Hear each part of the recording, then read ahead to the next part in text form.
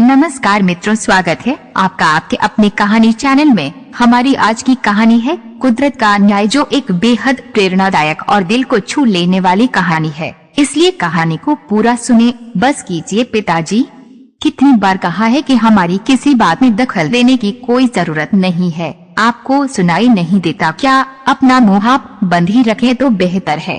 रामलाल जी का बेटा सयान ऊंची आवाज में अपने पिता पर चिल्ला रहा था। किसी शेर के सामने में मियासी बिल्ली की तरह खड़े थे रामलाल जी।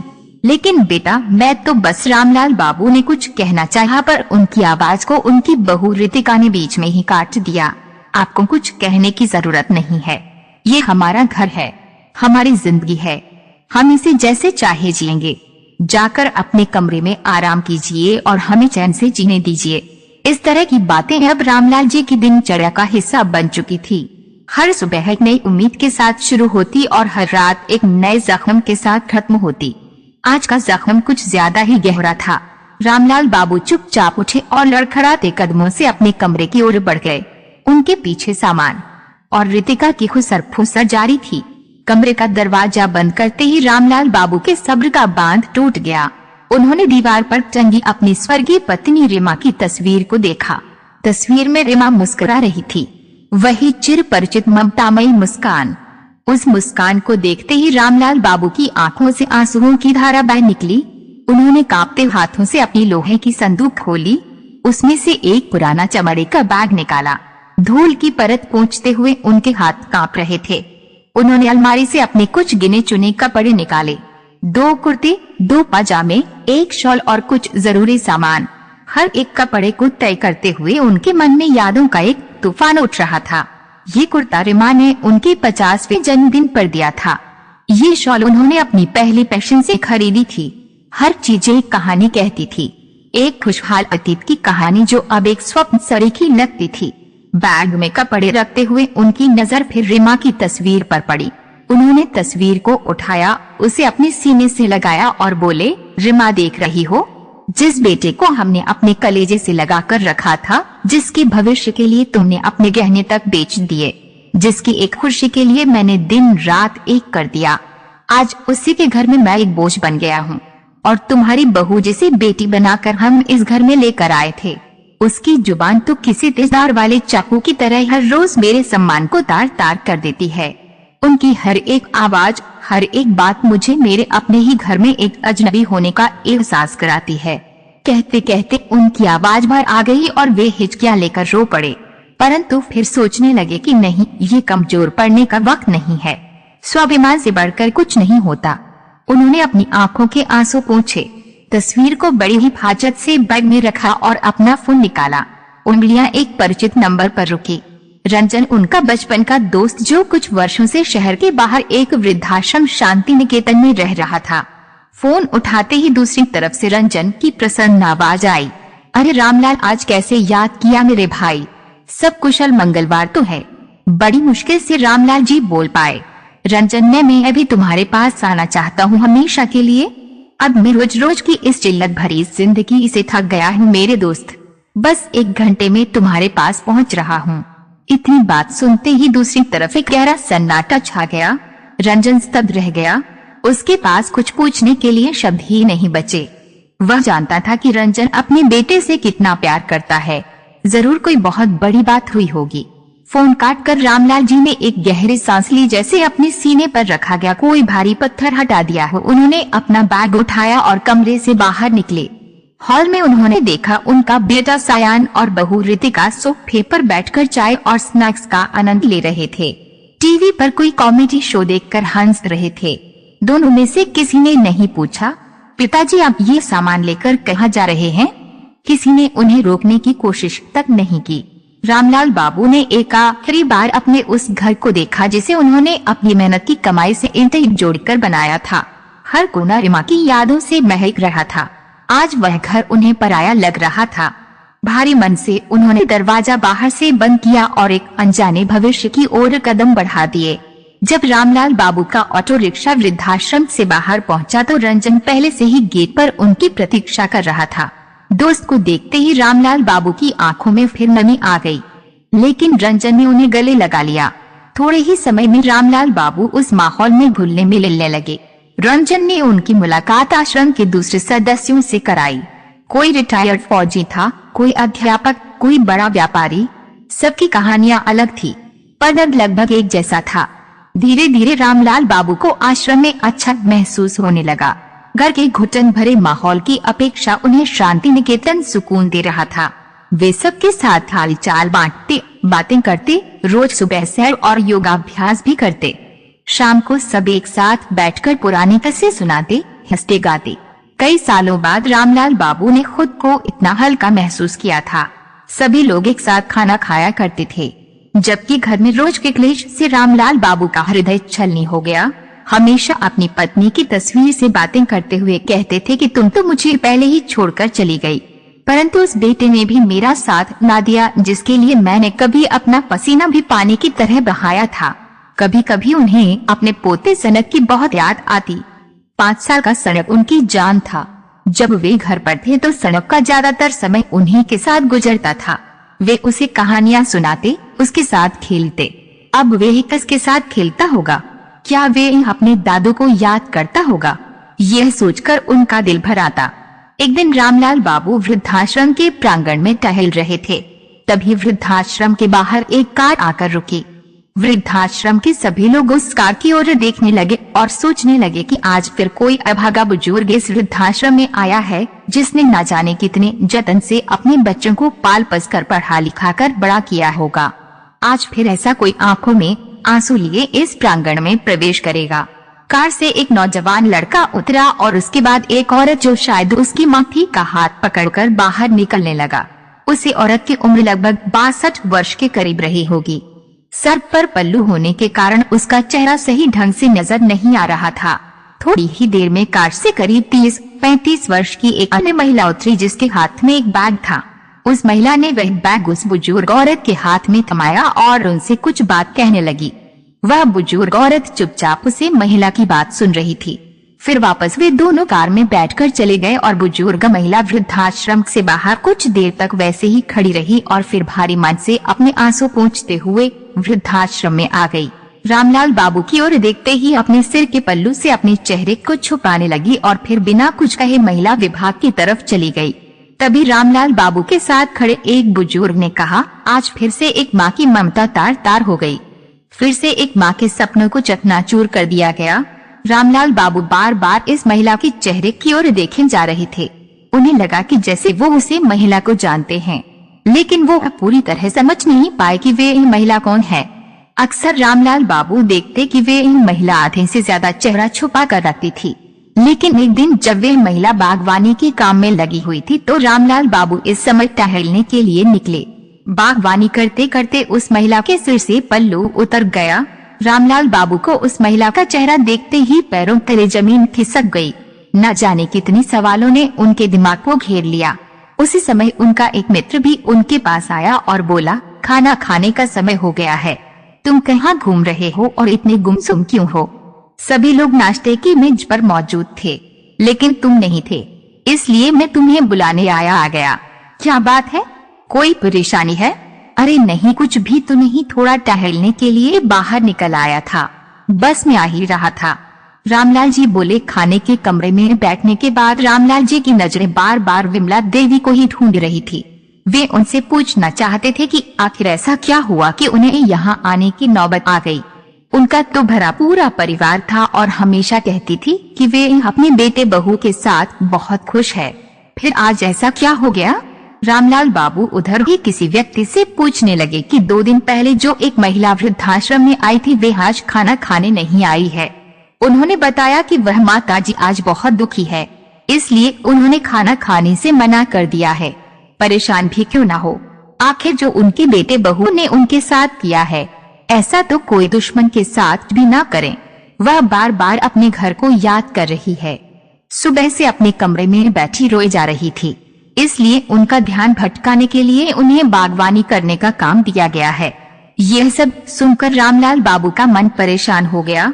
वे जानना चाहते थे कि आखिर विमला देवी के साथ हुआ क्या है, इसलिए थोड़ी देर बाद में विमला देवी के पास गए। रामलाल बाबू को अपने सामने खड़ा देखकर विमला जी सकंपा गई। उन्होंने फिर से पल्लू से मुंह ढकने की कोशिश की। रामलाल बाबू ने धीमे स्वर में कहा, विमला जी, मैं जानता हूँ कि आपने मुझे पहचान लिया है। आप मुझसे मुंह मत छिपाइए। क्या मैं जान सकता हूँ कि आप इस हालत में कैसे पहुंची? विमला जी ने कुछ नहीं कहा, पर उनकी आंखों से आंसू झरझर बहने लगे। ये देखकर रामलाल बाबू का दिल भी भर आया। उनका मन किया है कि जोर जोर से चिल्लाकर इस दुनिया से पूछे कि क्यों बुढ़ापे में माँ बाप को पुराने सामान की तरह बाहर फेंक दिया जाता है। क्या उनका कोई आत्मसम्मान नहीं? अपने ही विचारों में मग्न रामलाल बाबू वापस प्रांगण में टहलने लगे। अचानक उनका पैर क्यारी के किनारे से टकराया और वे गिरते गिरते एक पेड़ को पकड़कर संभल गए। तभी पास से गुजर रहा आश्रम का एक कर्मचारी दौड़कर आया। अंकल जी, आप ठीक तो हैं? कहीं चोट तो नहीं लगी? रामलाल बाबू ने कहा, अरे नहीं, कुछ नहीं, बचाव हो गया। इतना कहते हुए वे बेंच पर जाकर बैठ गए और कुछ महीने पहले घटी एक घटना को याद करने लगे। तब वे घर पर थे। बाथरूम में पैर फिसलने से गिर गए थे और उनके पैर में काफी चोट लग गई थी। वे दर्द से कराह रहे थे। उनकी बहू रितिका रसोई से झांक कर देखकर भी अनदेखा करके अपने काम में लगी रही। उनका बेटा सायान कमरे से बाहर आया और चिल्लाकर बोला, क्या संभल कर नहीं चल सकते? जब देखो चोट लगाकर बैठ जाते हो और हमारा काम बढ़ाते रहते हो। उसने इतना भी जरूरी नहीं समझा कि अपने पिता का हाल चाल पूछे या चोट पर मरहम पट्टी करें।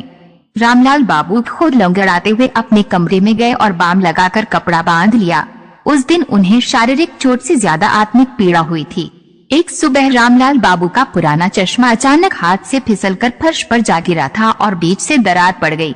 धुंधली नजरों से बेटे की ओर देखते हुए वे धीमी आवाज में बोले, बेटा जरा इसे ठीक करवा देना, चश्मे के बिना अब तो कुछ भी साफ दिखाई नहीं देता।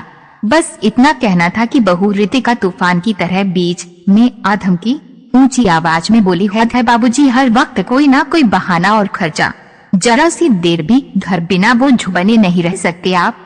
कभी दवा, कभी चश्मा, कभी अखबार और अभी नया नाटक। ना कोई काम, ना कोई धंधा, बस चारपाई पर पड़े पड़े खर्च करवाना ही जैसे आपकी जिम्मेदारी रह गई है। सच कहूँ तो कभी कभी लगता है कि घर में एक बच्चे की जगह दो बच्चे हैं। फर्क बस इतना है कि दूसरे बच्चे का शरीर बूढ़ा है।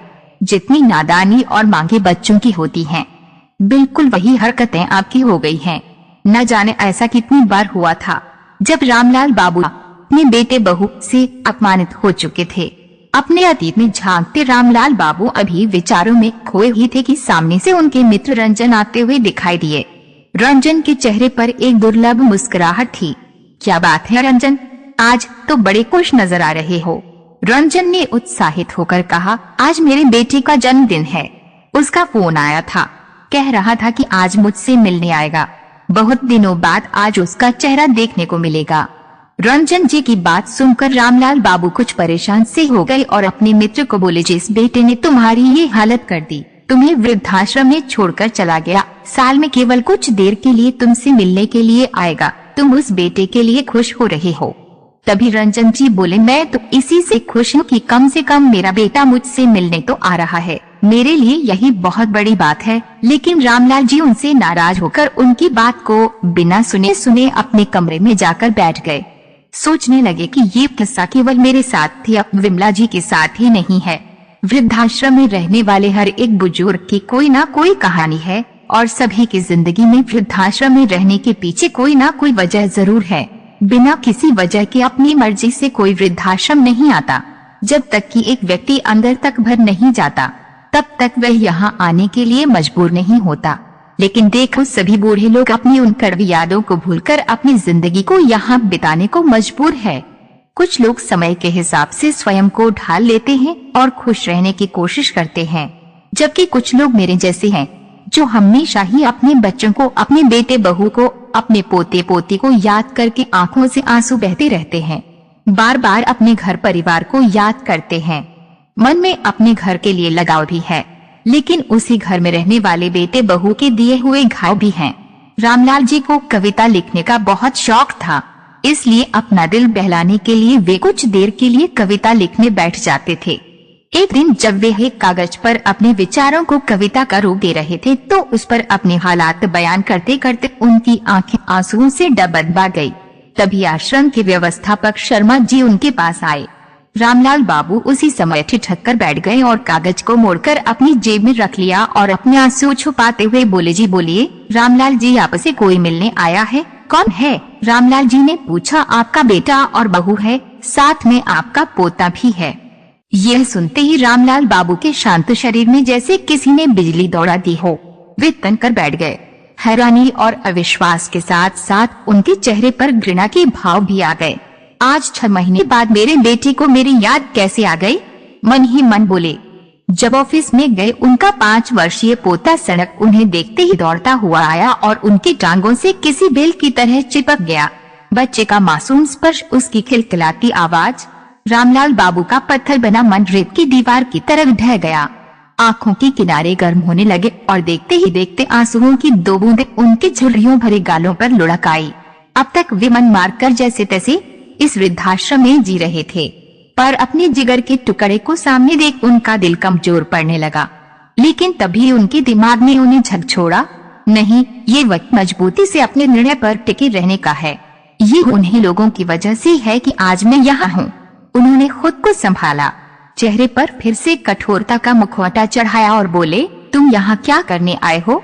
चले जाओ यहाँ से, मुझे किसी से नहीं मिलना है। सायान ने एक कदम आगे बढ़ाया। पिताजी, मेरी बात तो सुनिए। क्या सुनूं तुम्हारी बात? रामलाल बाबू की आवाज ऊंची हो गई। मुझे किसी की कोई जरूरत नहीं है। मैं यहाँ बहुत खुश हूँ। अपनी जिंदगी बड़े आराम से काट रहा हूँ। कम से कम यहाँ मेरे साथ हंसने बोलने वाले लोग तो हैं, जो स्वार्थ के लिए मेरे पास नहीं आते। पिताजी, दरअसल आज सनक का जन्मदिन है।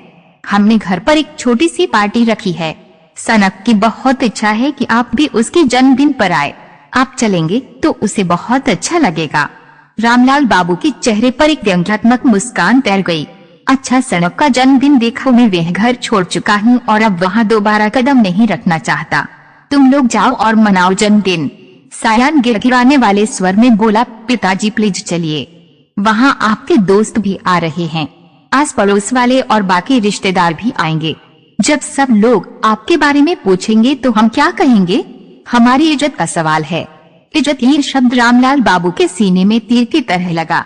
अच्छा, तो तुम मुझे अपने बेटे के जन्मदिन के लिए नहीं बल्कि अपनी झूठी इज्जत बचाने के लिए बुलाने आए हो, ताकि जब रिश्तेदार पूछे कि तुम्हारे पिता कहाँ हैं, तो तुम सीना चौड़ा करके कह सको कि वो रहे, हमारे पिता हमारे साथ ही रहते हैं। वाह बेटा वाह, क्या सोच है तुम्हारी। उनका गुस्सा 7वें आसमान पर था। अभी के अभी चले जाओ यहाँ से, मैं कहीं नहीं जाने वाला। कितने स्वार्थी हो गए हो तुम लोग। जब जरूरत पड़ी तो बुलाने आ गए, वरना इन 6 महीनों में एक बार भी खबर लेने नहीं आए कि मैं जी भी रहा हूँ या मर गया। एक फोन करके मेरा हालचाल पूछने की जरूरत नहीं समझी तुम लोगों ने। ये तक नहीं पूछा कि मैंने अपना घर छोड़ा, क्यों इस नर्क में सायान चला आया, और आज अपनी नाक बचाने के लिए हाथ जोड़कर मुझे लेने आ गए हो। उनकी आंखों में आंसू थे, पर आवाज में लावा उबल रहा था। नहीं, अब से यही मेरा घर है। मैं अपने इस घर को छोड़कर कहीं नहीं जाऊंगा। ऐसा कहते हुए रामलाल बाबू मुड़े और अपने कमरे की ओर जाने लगे। सायान और रितिका ने एक दूसरे को देखा। उनका प्लान फेल हो रहा था। रितिका ने सायान के कान में फुसफुसाया, ऐसे नहीं मानेंगे, कुछ तो करना पड़ेगा, वरना रिश्तेदारों के ताने सुन सुनकर मर जाएंगे हम। दोनों ने तुरंत अपना पंतरा बदला। दोनों रोना सूरत लेकर भागते हुए रामलाल बाबू के पास गए और गिड़गिड़ाते हुए कहने लगे, पिताजी माफ कर दो, हमसे बहुत बड़ी गलती हो गई है। हम शर्मिंदा हैं, पर आज आपके पोते का जन्मदिन है। क्या आपको अपने पोते की खुशियों में शामिल होने का भी मन नहीं कर रहा? देखिए ये कैसे आपकी राह देख रहा है। इतनी बात सुनकर रामलाल बाबू का दिल पिघलने लगा। उन्होंने सनक की तरफ देखा, जो अभी उम्मीद भरी नजरों से उन्हें देख रहा था। तभी सनक ने उनकी उंगली पकड़कर कहा, चलो ना दादू केक कटेंगे, बहुत मस्ती करेंगे। अपने पोते की इस मासूमियत के आगे रामलाल बाबू का सारा गुस्सा, सारा प्रतिरोध बिखर गया। वे खुद को रोक नहीं पाए। बेटा बहू की करतूतों की वजह से वे उस घर में वापस नहीं जाना चाहते थे, लेकिन सनक की एक पुकार ने उनके सारे सिद्धांतों को हिला दिया। उन्होंने एक गहरी सांस ली और बोले, ठीक है, मैं चलूंगा। सायान और रितिका के चेहरे पर विजय भरी मुस्कान आ गई। लेकिन मेरी एक शर्त है, रामलाल बाबू ने दृढ़ता से कहा। मैं सिर्फ पार्टी के लिए चलूंगा। जैसे ही सनक का जन्मदिन खत्म हो जाएगा तुम लोग मुझे इसी वृद्धाश्रम में वापस छोड़ने आओगे। बोलो मंजूर है। बेटा बहू ने फौरन सिर हिला दिया। वे किसी भी कीमत पर उन्हें घर ले जाना चाहते थे। सनक का जन्मदिन बहुत धूमधाम से मनाया गया। घर मेहमानों से खचाखच भरा था। रामलाल बाबू के पुराने मित्र उन्हें देखकर बहुत खुश हुए। अरे रामलाल, कहाँ रहते हो आजकल? दिखते ही नहीं, एक मित्र ने पूछा। रामलाल बाबू ने चेहरे पर एक सहज मुस्कान ओढ़ ली और बोले, बस थोड़ा तीर्थ यात्रा पर निकल गया था, मन को शांति मिलती है। उन्होंने बड़ी कुशलता से झूठ बोला और पूरी पार्टी में हंसते मुस्कुराते हुए सबसे मिलते जुलते रहे। वे एक अभिनेता की तरह अपनी भूमिका निभा रहे थे, पर उनके मन में विचारों का तूफान चल रहा था। वे अपने बेटा बहू के चेहरों पर संतोष का भाव देख रहे थे और मन ही मन सोच रहे थे, खुश हो लो बेटा, कल जो सरप्राइज मैं तुम्हें दूंगा उसकी तो तुमने कभी कल्पना भी नहीं की होगी। पार्टी खत्म होते होते बहुत रात हो चुकी थी। सायान ने कहा, पिताजी आज रात यहीं रुक जाइए, सुबह आपको छोड़ाएंगे। रामलाल बाबू मान गए। जब वे अपने कमरे में सोने के लिए गए तो कमरे की हर चीज उन्हें उनकी स्वर्गीय पत्नी रीमा की याद दिलाने लगी। वे बिस्तर पर लेटे और आंखें बंद करते ही रीमा का मुस्कुराता चेहरा सामने आ गया। अभी ना 2 रोटियां से क्या पेट भरता है? 1 रोटी तो और ले लीजिए, अभी गर्म गर्म सेक रही हूँ। 1 रोटी और मेरे कहने पर खा लीजिए, आप खाते हैं तो मेरे तन को लगता है। अरे नहीं रीमा, मेरा पेट पूरा भर चुका है, और कितना खिलाओगी? अपनी पत्नी को याद करते करते रामलाल बाबू सोचने लगे कि एक रीमा थी जो मुझे 1 गिलास पानी भी खुद से उठाने नहीं देती थी, और एक उसकी बहू है जिसने मुझे एक रोटी के लिए तरसा दिया। छोटे से छोटा काम भी मुझ पर डाल देती थी। सब्जी लाने से लेकर घर की साफ सफाई तक का सारा काम मुझसे करवाती थी। मुझे वो काम करने में भी हर्ज नहीं था, परंतु सब करने के बाद भी अगर घर में इज्जत ना मिले तो ऐसी जिंदगी किस काम की। अपनी पत्नी की यादों में गुम पता नहीं कब उनकी आंख लग गई। सुबह जब सोकर उठे तो देखा बेटा और बहू दोनों तैयार खड़े थे। जैसे ही वे बाहर आए तो बहू रितिका बोली, चलिए पिताजी तैयार हो जाइए, आपको वापस वृद्धाश्रम में छोड़ाते हैं। ऐसा कहते हुए रितिका के मन में विचार चल रहे थे कि कहीं पिताजी हमेशा के लिए यही रुकने का ही मन ना बना लें, इसलिए जल्द से जल्द उन्हें वृद्धाश्रम में छोड़ देना ही उचित होगा। रामलाल बाबू उन्हें देखकर हैरान थे और अपने बेटे बहू को अच्छी तरह से समझ रहे थे, इसलिए वे भी जल्दी से नहा धोकर तैयार हो जाते हैं। जैसे ही वे वृद्धाश्रम जाने के लिए गाड़ी में बैठने लगे, उन्होंने अपनी बहू रितिका के चेहरे पर एक संतुष्टि भरी मुस्कान देखी। वह मुस्कान कह रही थी। रामलाल बाबू मन ही मन सोचने लगे, चलो बेटा, आज तुम्हें जो सरप्राइज दूंगा उसके बाद तुम वृद्धाश्रम का नाम लेना भी भूल जाओगे। वे शांत भाव से कार में बैठ गए। एक पल को उन्होंने अपने घर को निहारा, फिर सोचा, ठीक ही है, जहाँ मन को सुकून मिले वहीं रहना चाहिए। यहाँ तो बेटे बहू को मुझे निकालने की इतनी जल्दी है तो रहकर भी क्या करूँगा। अपना वृद्धाश्रम ही अच्छा है, जहाँ मैं अपने हिसाब से जीता हूँ, किसी की चिक चिक तो नहीं है। जैसे ही वृद्धाश्रम के सामने कार रुकी, सायान और रितिका फौरन कार से उतरकर बाहर खड़े हो गए, जैसे उन्हें कोई जरूरी काम निपटाने की जल्दी हो। रामलाल बाबू भी कार से निकले और अंदर जाने लगे, लेकिन कुछ कदम चलकर वे अचानक रुक गए। वे पीछे मुड़े और अपने बेटे बहू को आवाज लगाई जो अपनी कार में बैठने ही वाले थे, रुको, वापस मत जाओ, मुझे तुम्हें किसी से मिलाना है। उनके बेटा बहू हैरान थे, पर अनमने ढंग से उनके पीछे पीछे चल पड़े। वृद्धाश्रम के प्रांगण में पहुंचकर रामलाल बाबू ने वहां काम करने वाले एक व्यक्ति से किसी को बुलाने को कहा। थोड़ी देर में बेटा बहू ने देखा कि एक अधेड़ उम्र की महिला धीरे धीरे चलती हुई बाहर आ रही थी। वो और कोई नहीं, विमला जी थी। जैसे ही विमला जी बाहर आई, रामलाल बाबू का बेटा सायान उन्हें देखकर दंग रह गया और बहू रितिका उसके तो जैसे कांटो तो खून नहीं। उसकी हैरानी का कोई ठिकाना नहीं रहा। वह चीख पड़ी, माँ। वह दौड़कर विमला जी के गले लग गई और फूट फूट कर रोने लगी। माँ, आप यहाँ क्या कर रही हैं? आप यहाँ कब आई और आपने मुझे बताया तक नहीं? परंतु उसकी की बातों का विमला जी ने कोई जवाब नहीं दिया। वे पत्थर की मूर्ति बनी खड़ी रही। विमला हिचकियां लेते हुए बोली, मुझे तो यही लगता था कि आप भाई भाभी के साथ बहुत अच्छे से रह रही हैं। कल ही मेरी भाभी से बात हुई थी, उन्होंने भी नहीं बताया कि आप वृद्धाश्रम में हैं। मैं कितने दिनों से भाभी से पूछ रही थी कि माँ से बात नहीं हो रही। माँ कहाँ है? एक बार तो मेरी बात करवा दो। तो भाभी ने कहा कि तुम तीर्थ यात्रा पर गई हो इसलिए बात नहीं हो पाएगी, और मैंने भी मान लिया।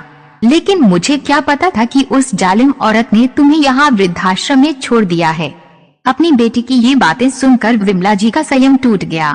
वे भी फूट फूट कर रोने लगी और बोली, बेटा, तुम्हारे भाई भाभी झूठ बोल रहे थे। मुझे 1 महीना पहले ही वे यहाँ छोड़कर चले गए थे।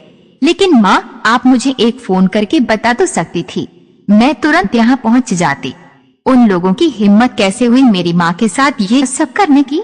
रितिका गुस्से और दुख से अपनी माँ से लिपट गई। तभी विमला जी ने उसे खुद से अलग करते हुए कहा, मैं तुम्हें फोन कैसे करती? जिस दिन मैं इस वृद्धाश्रम में आई उसी दिन मैंने तुम्हारे ससुर जी को यहाँ देखा। इसका मतलब तो ये हुआ कि तुम में और तुम्हारी भाभी में कोई फर्क ही नहीं है। जब मेरी अपनी बेटी ने अपने ससुर के साथ वही सलूक किया जो मेरे बेटे ने अपनी माँ के साथ किया, तो मैं तुम्हें फोन करके अपने भाई भाभी की करतूत के बारे में क्या बताती? इतना कहते हुए विमला जी ने उसे अपने से दूर कर दिया। तुम मेरी बेटी कहलाने के लायक नहीं हो, मुझसे दूर रहो। यदि मेरे बेटे बहू ने मुझे घर से निकाला तो मेरी बेटी ने भी अपने ससुर को घर से निकाला है। तो कुल मिलाकर मेरी दोनों औलादें ही निकम्मी निकली। अब तो मुझे स्वयं को तुम्हारी माँ कहने पर भी शर्म आती है। एक ने अपनी माँ को घर से निकाल दिया और दूसरे ने अपने ससुर को। अपनी माँ की बातें सुनकर रितिका का सिर शर्म से झुक गया। जमीन उसके पैरों के नीचे से खिसक रही थी। उसे आज समझ आया कि कर्म का चक्र कैसे घूमकर वापस आता है। माँ, मुझे माफ कर दो, मैं बहुत शर्मिंदा हूँ। मुझसे बहुत बड़ी गलती हो गई है। मैंने कभी नहीं सोचा था कि जो मैं अपने सास ससुर के साथ कर रही हूँ वह मेरे अपने माँ बाप के साथ भी हो सकता है। तभी विमला जी बोली, बेटा, तुम्हारी गलती माफ करने लायक तो नहीं है। फिर भी अगर माफी मांगनी है तो मुझसे नहीं, अपने ससुर जी से मांगो। अपनी करतूतों पर शर्मिंदा हुई रितिका अपने ससुर जी की ओर मुड़ी और उनके पैरों में गिर पड़ी।